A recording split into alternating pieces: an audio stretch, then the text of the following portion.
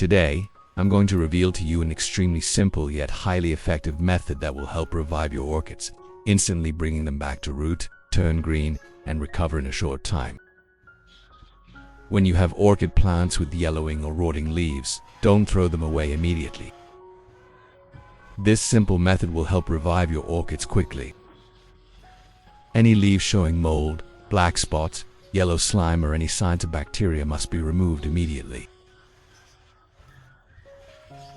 Mold always develops from the base and spreads upwards, so even if the top is still green, if the base is infected, it must be cut off completely to prevent further spread.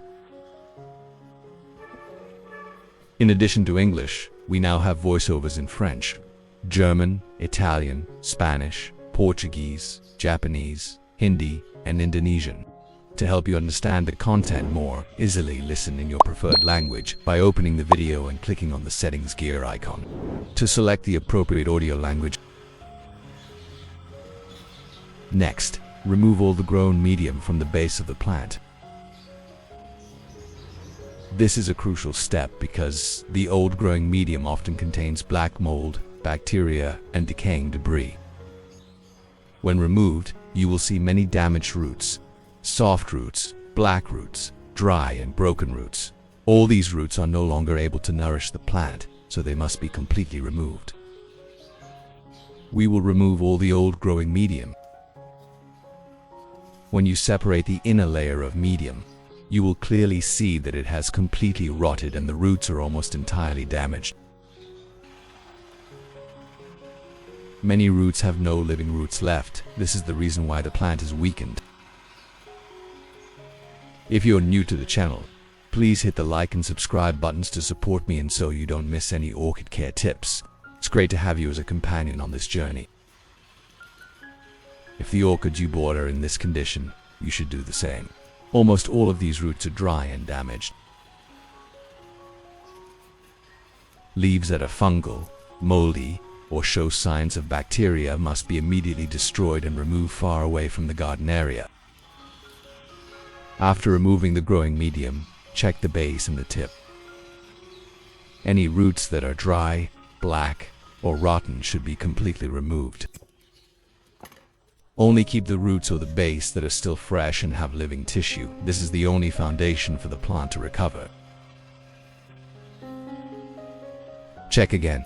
Any parts that are completely dry should be disposed of completely, while any parts that are still green should be kept.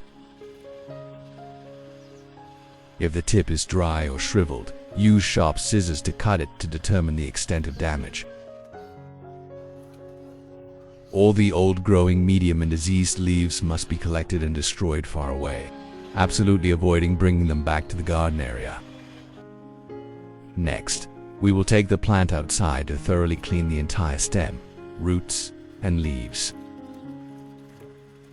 Using clean water, rinse the entire orchid plant carefully to wash away mold, bacteria, and any residue left over from the rot. Washing the plant with clean water before treatment and recovery is an extremely important step. Which country are you watching this video from? Let me know in the comments. It's wonderful that we can connect and chat with each other from all over the world. A thoroughly cleaned plant will absorb nutrients more effectively, and the recovery process will be faster, stronger, and more noticeable. Once the plant is clean and well ventilated, we will set it aside to prepare for the next step. Next, we prepare a clean container. Then, pour in 1 liter of clean filtered water to make the treatment solution for the orchid. This is the standard amount of water to mix the nutrients in the next step, ensuring the plant absorbs the correct concentration and recovers effectively.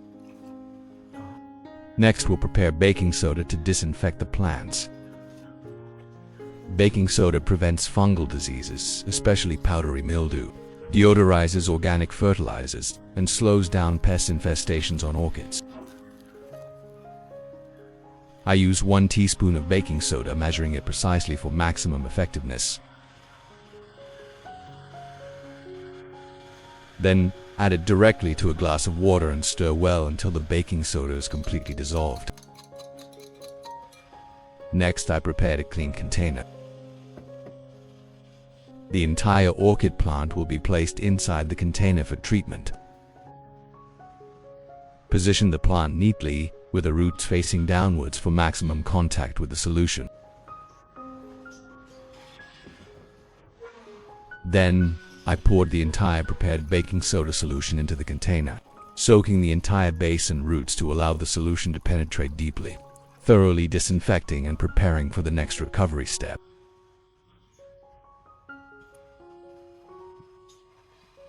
Once fully submerged, we will leave it for 30 minutes to allow the solution to penetrate, disinfect and eliminate any remaining mold on the roots and base. I used an aloe vera leaf, a restorative ingredient for orchids, because aloe vera contains a large amount of vitamins and minerals that help orchids regenerate tissue, stimulate root growth, and revive very quickly. Then, I used a knife to slice the aloe vera into small, clean pieces to easily dissolve and release the nutrients. On the Blissful Garden channel, you can also find many ways to make homemade organic fertilizers from familiar kitchen ingredients. These are not only cost-effective but also help plants grow sustainably. So, we have prepared the aloe vera for the next processing step. Next, I will take a clean container and place it on the work surface. Then, I will put all the cut aloe vera into the container to prepare for the nutrient solution mixing step.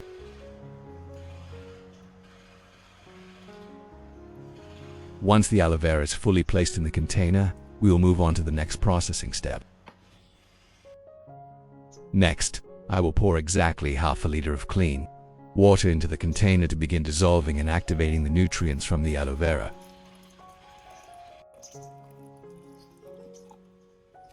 Next, I will use a blender to thoroughly grind all the aloe vera in the container, ensuring the nutrients dissolve completely into the water.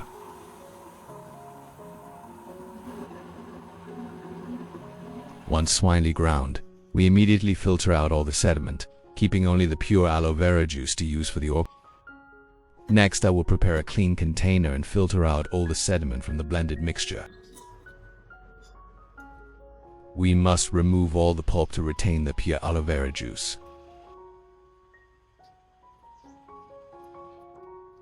The remaining sediment will be completely discarded.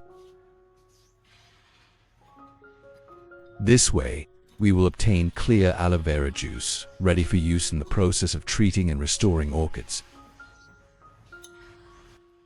Next, I will add 500 milliliters of clean filtered water to the container.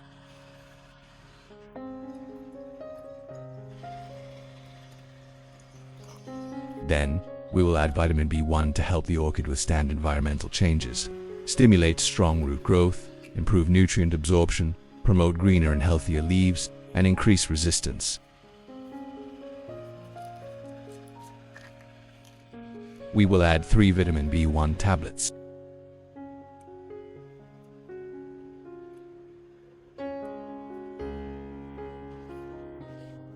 Continue stirring, gently fanning the mixture until completely dissolved. Once the B1 has dissolved, let it sit for about 30 minutes to allow the solution to stabilize before use.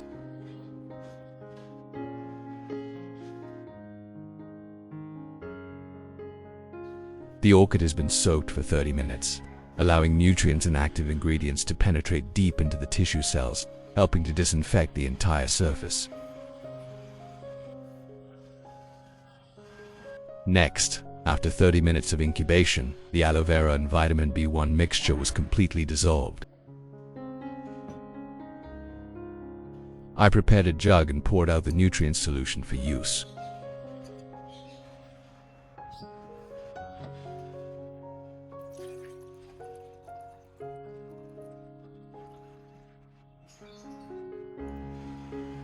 Now, let's take the orchid out. This plant is very weak, so the treatment must be precise.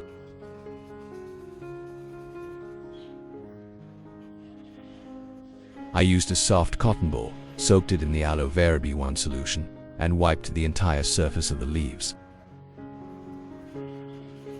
The top surface was cleaned of dust and fungus, and the underside was opened to allow the nutrients to penetrate the leaf tissue, helping the plant recover faster. What kind of orchids are you growing? Please leave a comment below so I can create a detailed, personalized orchid care guide tailored to the specific characteristics and needs of that orchid variety. After wiping, the leaves were clean and absorb well. Next, I will immerse the entire root system in the aloe vera plus B1 nutrient solution so that the roots are completely submerged. Soak the roots for 25 minutes.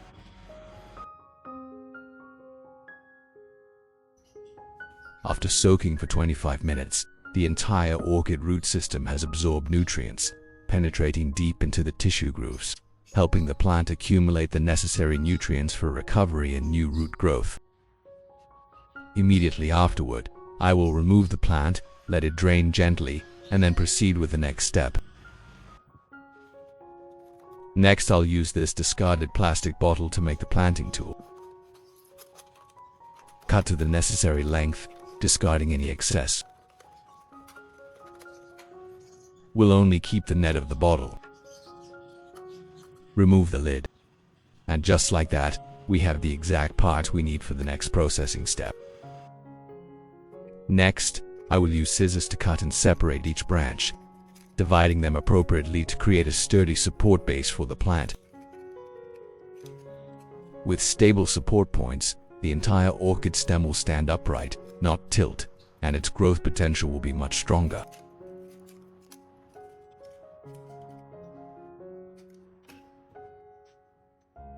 Then, I take a piece of soft cotton, gently stretching it to create length and breathability for the contact area.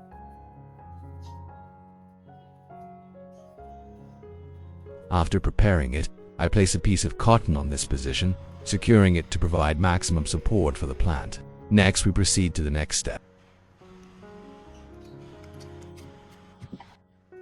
Next, I took another piece of cotton and cut it into a long, neat strip exactly the size needed.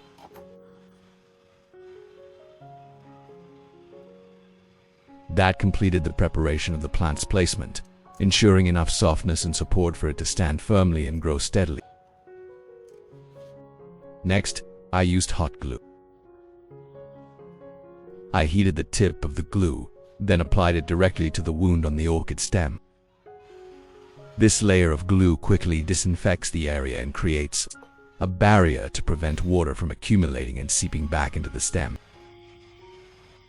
Once the cut was completely sealed, I removed the plant and proceeded to the next planting step.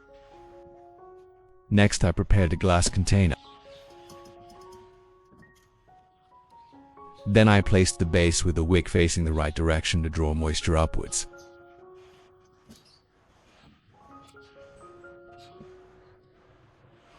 Next, I positioned the plant in its designated spot. This stem, sealed with hot glue, would prevent water from seeping back up and completely block bacteria and mold. Once everything was in place, I placed the plant in its proper position and began the next step of caring for it. Next, I used clean filtered water. Pour it directly into the bottom of the growing medium, just enough so that the water barely touches the neck of the bottle. This water level will create stable humidity and be drawn upwards, acting as a moisture-retaining wick to keep the orchid adequately hydrated. If you don't have purified filtered water, you can use boiled and cooled water. The main purpose is to eliminate bacteria and mold, ensuring a clean environment for stronger and more stable plant growth. Next, I placed a lid on top. The lid already has ventilation holes to allow oxygen circulation and prevent stuffiness. Then, I secured it with tape at 2 points to prevent it from shifting, ensuring the entire system remains sealed and stable, preventing mold and insect infestation.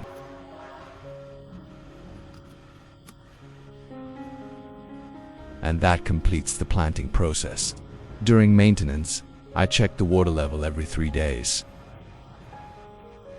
If the water is low, I add more. If the water is cloudy or dirty, I replace it immediately.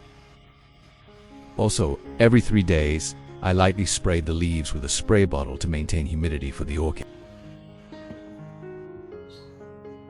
Finally, place the plant in a shady, well-ventilated area with gentle light.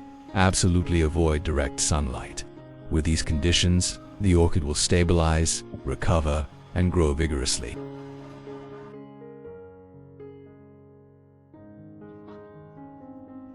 So, after 2 weeks, the results are clear.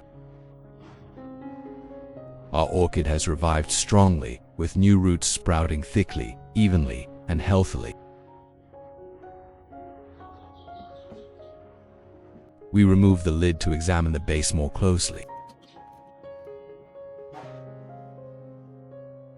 The young root tips are continuously growing, a sign that the plant has absorbed well and reactivated the entire growth process. So, after only 2 weeks, the orchid has fully recovered and is beginning to develop strong roots again. Our next step is simply to continue maintaining proper moisture and a consistent care regimen to help the plant recover even faster. I will water and mist regularly to maintain moisture for the plant. Spraying directly onto the leaves helps them retain water better and supports faster recovery. We'll add more filtered water to the plant. I'll pour just enough water so that the water level reaches the rim of the bottle, allowing the water to be drawn up and maintain stable moisture for the roots. Next, I'll place the plant back in its original location, a well-ventilated shady spot with gentle light so it can continue to grow and develop steadily.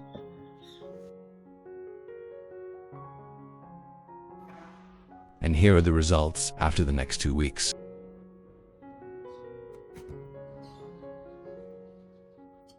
After just 14 more days, our orchid has revived, its leaves are fresher, and its roots are noticeably stronger and longer. Now I'll lift the plant out to check the new roots are thick, healthy, and spreading evenly, proving that the plant has absorbed nutrients very well. Once the plant is stable like this, we will take it out and plant it in a new growing medium. This is a necessary step to help the plant acclimate to its natural environment, allowing it to adapt quickly, stay healthy, and continue to grow sustainably.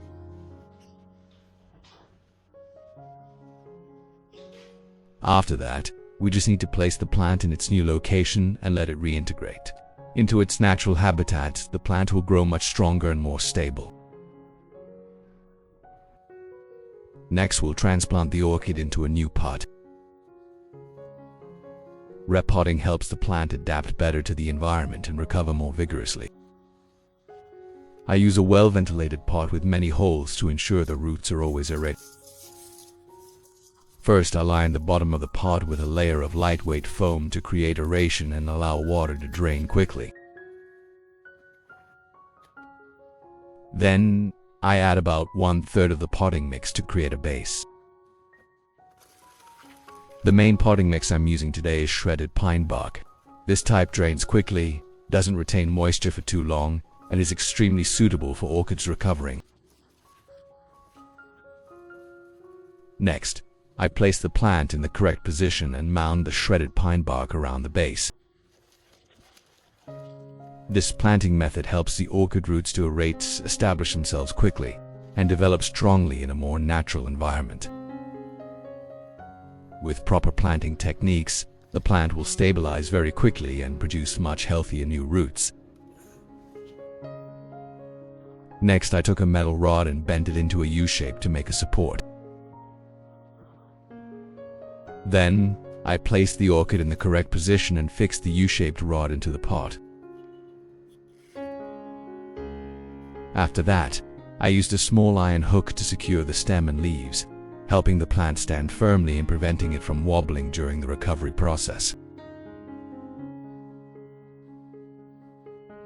Once the plant was securely fixed, I covered the base with a layer of moss to retain moisture. This moss helps maintain stable moisture for the roots and creates conditions for the plant to sprout new, healthier roots more quickly. So, we finished planting the orchid in its new pot. The plant is now stable and standing upright. Next, I'll prepare the fertilizer, still the aloe vera and vitamin B1 mixture we prepared earlier. I'll use a specialized watering can to begin caring for the plant. Every 2 weeks I'll water the base and roots with this fertilizer, and also spray it evenly on the leaves to increase humidity and help the plant recover quickly. On normal days, I'll just mist the leaves and growing medium with clean water to maintain optimal moisture balance.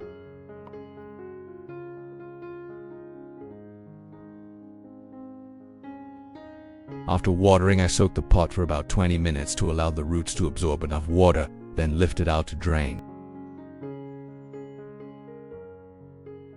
During this stage, the plant needs a stable environment, so I'll place the pot outside in the garden in a place with gentle sunlight, good ventilation, and some shade. This is the ideal condition for photosynthesis, new root development, and adaptation to the natural growing medium. Plants cared for using this method will be healthy, grow sustainably, and recover extremely quickly in their natural outdoor environment. Next, here are the results of the care process. The orchid has sprouted a healthy red shoot, a sign that the plant is growing extremely vigorously. New shoots have emerged. The leaves are dark green, and the stem is sturdy. When we put our heart and love into the plant, the orchid will respond accordingly. Explosive growth, lush leaves, clearly defined red shoots, and roots growing all the way to the rim of the pot.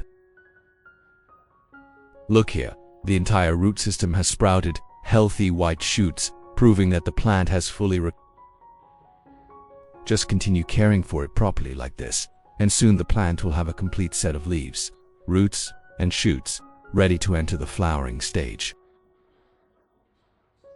Typically, after only 4 months of proper care, the orchid will give us a vibrant, long-lasting, and extremely pleasing flowering season. With healthy roots, new shoots, and green leaves, the plant will certainly grow strongly and steadily, heading straight towards the next flowering cycle. What do you think of my method of caring for this orchid? Don't hesitate to leave a comment and share your thoughts. I really want to hear your feedback and experiences. Every share from you is a valuable source of motivation that helps us learn and love plants more every day.